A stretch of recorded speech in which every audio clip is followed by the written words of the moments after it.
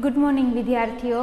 ધોરણ 11 વિષય છે વાણિજ્ય પત્ર વ્યવહાર અને સેક્રેટરિયલ પ્રેક્ટિસ.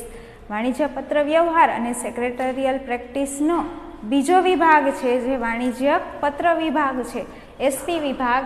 એમાંથી આપણે 7મા ચેપ્ટરનો અભ્યાસ કરવાના છીએ, શેરમૂડી અને તેના પ્રકારો. આગળના વિડીયોમાં આપણે શેરમૂડીના પ્રકારો છે તેનો અભ્યાસ કરેલો હતો 7.4માં. હવે આગળના મુદ્દા શેરના પ્રકારો, પછીનો મુદ્દો આવશે અન્ય ઇક્વિટી શેર. સામાન્ય ઇક્વિટી શેર વિશે આપણે વાત કરી ચૂકીએ આગળના વિડીયોમાં. ત્યાર પછી આપણે વાત કરીએ અન્ય ઇક્વિટી શેરની. તો બુકના પેજ નંબર 129 પર વિદ્યાર્થીઓ તમને આ અંગેની માહિતીઓ આપેલી છે. અન્ય ઇક્વિટી શેર વિશેની ચર્ચા કરીએ તો બે પ્રકારના શેર હોય છે, જેમાં મતાધિકાર સાથેના ઇક્વિટી શેર અને ડિવિડન્ડના સંબંધમાં જુદા જુદા અધિકારો સાથે મતાધિકાર ધરાવતા ઇક્વિટી શેર. અહીંયા અન્ય શેર છે એના બે ભાગ પાડ્યા. તો પહેલો ભાગ કયો છે? તો કે મતાધિકાર સાથેના. અન્ય છે એ કયા? તો કે મતાધિકાર, એટલે કે સામાન્ય ઇક્વિટી શેર છે અને મતાધિકાર મળે છે.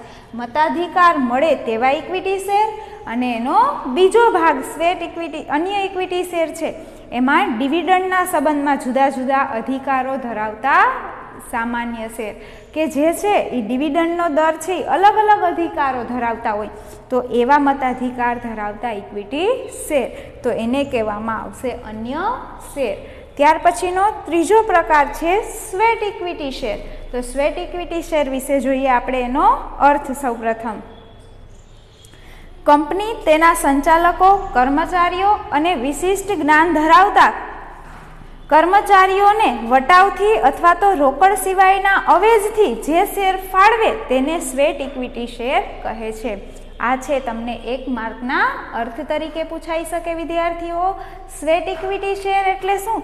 તો કે જે ધંધાના સંચાલકો છે, જે કંપનીના સંચાલકો છે અથવા તો કર્મચારી છે અથવા તો વિશિષ્ટ જ્ઞાન ધરાવતા કોઈ પણ કર્મચારી છે, એટલે કે કંપનીમાં કાર્ય કરનાર સંચાલકો હોય, કર્મચારીઓ હોય કે વિશિષ્ટ જ્ઞાન ધરાવતા વ્યક્તિઓ હોય, આ વ્યક્તિઓને વટાવથી એટલે કે ઓછી કિંમતથી, માની લ્યો શેરની કિંમત 100 રૂપિયા છે, પણ આ જે વ્યક્તિઓ છે એને ઓછી કિંમત, એટલે કે એને 10 રૂપિયા ઓછા લઈએ તો એને શેરની કિંમત કેટલી ગણાશે? 90 રૂપિયા. તો આ 10 રૂપિયા જે ઓછા છે એને ગણવામાં આવશે વટાવ. તો વટાવથી અથવા તો રોકડ સિવાયના અવેજથી અથવા તો રોકડ રકમ ચૂકવવી પડે નહીં, એટલે કે શેરના નાણાં ચૂકવવા ન પડે, તો તેવા જે શેર ફાળવે છે તેને સ્વેટ ઇક્વિટી શેર તરીકે ઓળખવામાં આવે છે. સામાન્ય રીતે આ પ્રકારના શેરનો માન્ય શેર બજારમાં જે ભાવ હોય તેના કરતાં નીચા ભાવે ઓફર કરવામાં આવે છે, એટલે કે જે બજારમાં જે ભાવ હોય શેરનો, એ શેરના ભાવ કરતાં સ્વેટ ઇક્વિટી શેરનો ભાવ છે એ નીચો હોય છે, એટલે કે ઓછો હોય છે. તો એના ફાયદાઓ શું છે સ્વેટ ઇક્વિટી શેરના? તો આપણે જોઈએ તો એમાં પહેલો ફાયદો કહે છે કંપનીના સંચાલકોને વળતરના સ્વરૂપે આપી શકાય છે. વળતરના લાભના સ્વરૂપે છે તમે સ્વેટ ઇક્વિટી શેર આપી શકો છો. જ્યારે તમે રોકડ રકમ ચૂકવવા સક્ષમ ન હોય અથવા તો કંપનીમાં રોકડનું પ્રમાણ ઓછું હોય, ત્યારે છે એ કંપની છે એ વળતર તરીકે આવા સ્વેટ ઇક્વિટી શેર કર્મચારીઓને આપી શકે છે. બીજા મુદ્દામાં કહે છે કંપનીના કર્મચારીઓને આ પ્રકારના શેર મળતા પગાર ઉપરાંત કંપનીના શેર ઉપર ડિવિડન્ડ સ્વરૂપે આવક થાય છે. તે ઉપરાંત કર્મચારીઓને કંપનીના શેરહોલ્ડરનો અધિકાર મળવાથી માલિકી ભાવ ઉત્પન્ન થાય છે. એ કહે છે કે આ ઉપરાંત કંપનીના શેર ઉપર ડિવિડન્ડ સ્વરૂપ મળે છે, એટલે કે ડિવિડન્ડની આવક થાય છે. એ ઉપરાંત કંપનીના જે શેરહોલ્ડર છે એને અધિકાર મળવાથી માલિકી ભાવ ઉત્પન્ન થાય છે, એટલે કે સ્વેટ ઇક્વિટી શેર મળે તો એને સામાન્ય શેરની જેમ માલિકીનો ભાવ મળે છે, એટલે કે માલિકી હોય એવું અનુભવે છે, ઉત્પન્ન થાય છે માલિકીનો ભાવ. આ બે ફાયદાઓ છે એ સ્વેટ ઇક્વિટી શેરના ફાયદા તરીકે આપેલા છે. ત્યાર પછી આપણે એની અલગ અલગ છે જોગવાઈઓ શું છે એનો અભ્યાસ કરીએ. તો એમાં સૌપ્રથમ જોગવાઈ તરીકે કહે છે કંપનીની સામાન્ય સભામાં ખાસ ઠરાવ પસાર કરવો પડે છે. પહેલો મુદ્દો શું કહે છે કે તમે જ્યારે કર્મચારીઓને સ્વેટ ઇક્વિટી શેર આપવા માગો છો ત્યારે આ પ્રકારના શેર આપવા માટે સૌ પ્રથમ છે એ તમારે ખાસ ઠરાવ પસાર કરવો પડે છે. ઠરાવ છે એના બે પ્રકાર હોય, સામાન્ય ઠરાવ અને ખાસ ઠરાવ. જે ઠરાવ બહુમતીથી પસાર કરવાનો હોય એને કહેવામાં આવે ખાસ ઠરાવ, એટલે કે જેમાં 75% બહુમતી હોવી જોઈએ.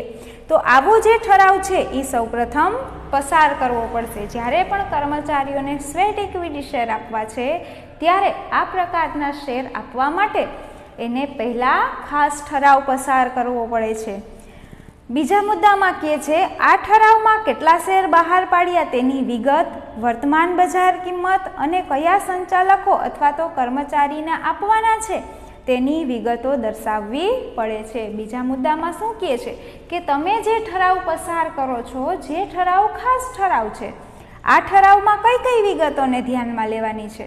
તો એમાં સૌપ્રથમ કહે છે કે તમે જેટલા શેર બહાર પાડ્યા છે એની વિગતો એમાં દર્શાવવાની છે. એટલે કે વર્તમાન બજાર કિંમત એની શું છે, એટલે કે શેરની કિંમત શું છે, તમે કયા કર્મચારીનો આપો છો, કેટલા શેર આપો છો, કેટલી કિંમતના આપો છો, બજાર ભાવ શું છે, એની કિંમતો શું છે, આ બધી જ વિગત છે એ ઠરાવમાં જણાવવાની રહે છે.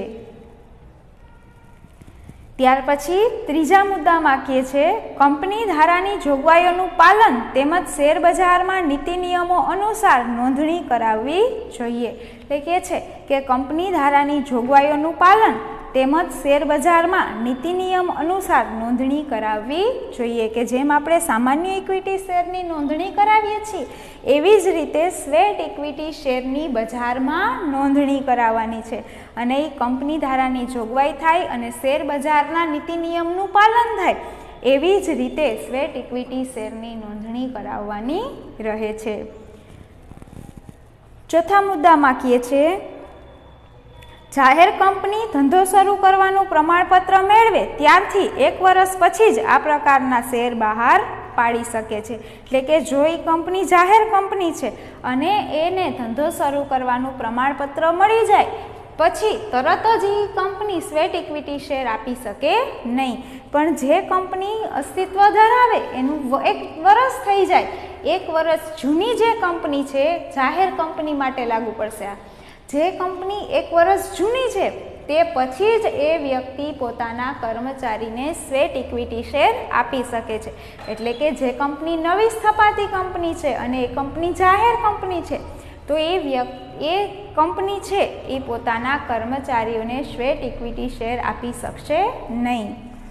ત્યાર પછીના મુદ્દામાં કહે છે સામાન્ય રીતે આ પ્રકારના શેરની 3 વર્ષ સુધી માલિકી ફેરબદલી થઈ શકતી નથી. એટલે કે જે વ્યક્તિ સ્વેટ ઇક્વિટી શેર ધરાવે છે એને 3 વર્ષ સુધી એ શેરને ધારણ કરવા પડે છે.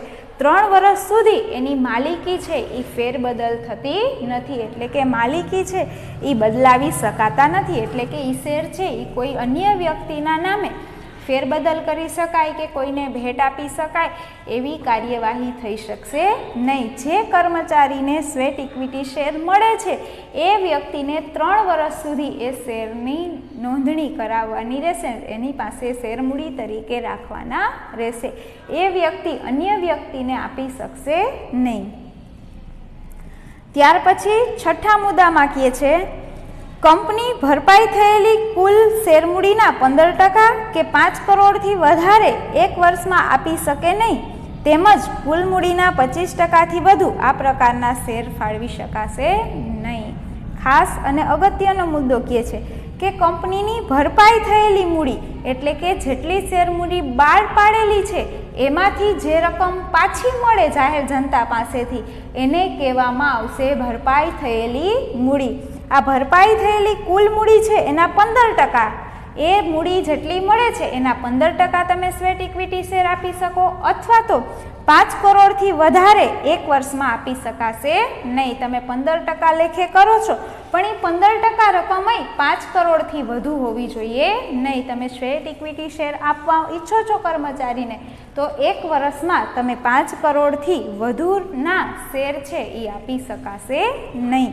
અને બીજી શરત શું કહે છે તો કે કુલ મૂડીના 25%થી વધુ આ પ્રકારના શેર ફાળવી શકાશે નહીં. એટલે કે તમારી જેટલી કુલ મૂડી છે એનો ચોથો ભાગ છે એ તમે સ્વેટ ઇક્વિટી શેર તરીકે ફાળવી શકો છો. એટલે કે 25% રકમ છે એ તમે કુલ મૂડીના સ્વેટ ઇક્વિટી શેર મૂડી તરીકે વેચી શકો.